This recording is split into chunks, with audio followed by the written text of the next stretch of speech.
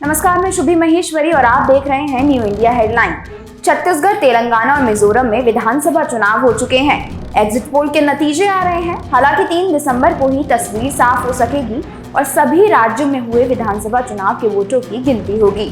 छत्तीसगढ़ की 90 विधानसभा सीटों के अधिकांश सर्वे में कांग्रेस को बढ़त का अनुमान है। पार्टी की भाजपा से कांटे की टक्कर है। रिपब्लिक पी पार्क के एग्जिट पोल के मुताबिक कांग्रेस को 46 से 54 सीटें, भाजपा को 42 सीटें मिलने का अनुमान है। साथ ही अन्य के हाथ एक भी सीट नहीं आएगी। वहीं टाइम्स नाउ ईटीजी के एग्जिट पोल के अनुमान के मुताबिक कांग्रेस बहुमत से करीब रह सकती है। पार्टी के हिस्से में 48 से 56 सीटें आ सकती हैं। भाजपा को 32 से 40 सीटें मिलने का अनुमान है। साथ ही निर्दलीय को 2 से 4 सीटें पर सफल होने में कामयाब हो सकते हैं। टीवी 9 पोल स्ट्रीट के एग्जिट पोल के अनुसार कांग्रेस को 40 से 50 सीटें मिल सकती हैं। भाजपा के हिस्से में 35 से 45 सीटें आ सकती हैं। साथ ही अन्य को 0 से 3 सीटों से संतोष करना पड़ सकता है।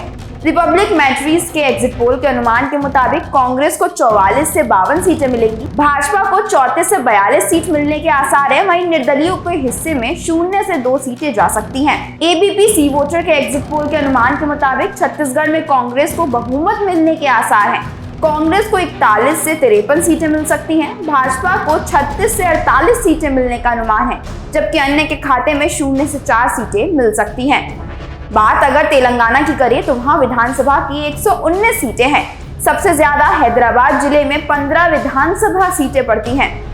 इंडिया टीवी CNX के अनुसार यहां कांग्रेस को 63 से 79 सीटें मिल सकती हैं। वहीं BRS को 31 से 47 सीटें मिल सकती हैं। भाजपा को 2 से 4 और अन्य को 5 से 7 मिल सकती हैं। टाइम्स नाउ ईटीजी के एग्जिट पोल में BRS को 37 से 45 सीटें मिल सकती हैं। कांग्रेस को 60 से 70 सीटें, भाजपा को 6 से 8 सीटें और अन्य को 5 से 7 सीटें मिल सकती हैं।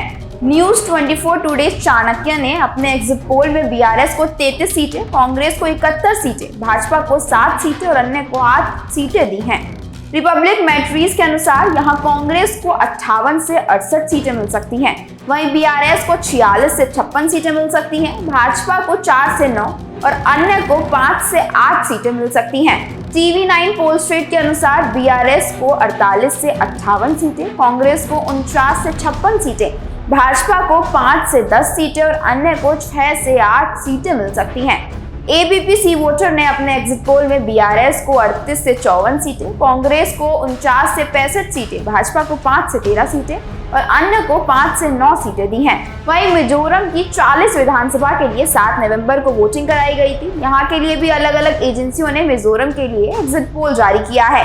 आज तक एक्सिस माई इंडिया के अनुमान में ZPM को 28 से 35 सीटें मिलती दिखाई दे रही हैं। MNF को 3 से 7 सीटें दिखाई गई हैं। कांग्रेस को 2 से 4 सीटें मिल सकती हैं। इसके अलावा भाजपा के खाते में 0 से 2 सीटें जा सकती हैं। जन की बात के एग्जिट पोल में ZPM को 15 से 25 सीटें मिल सकती हैं।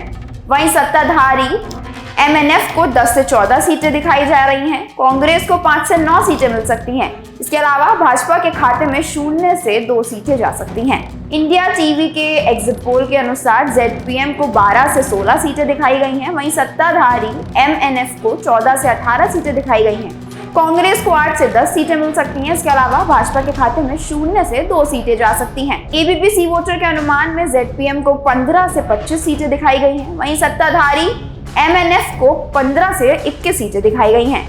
कांग्रेस को 2 से 8 सीटें मिल सकती हैं। इसके अलावा अन्य के खाते में 0 से 5 सीटें जा सकती हैं। खैर, सभी के एग्जिट पोल देखने के बाद आपको क्या लगता है, छत्तीसगढ़, तेलंगाना, मिजोरम में किसकी सरकार बनेगी? अपनी राय हमें कमेंट करके जरूर बताएं। धन्यवाद।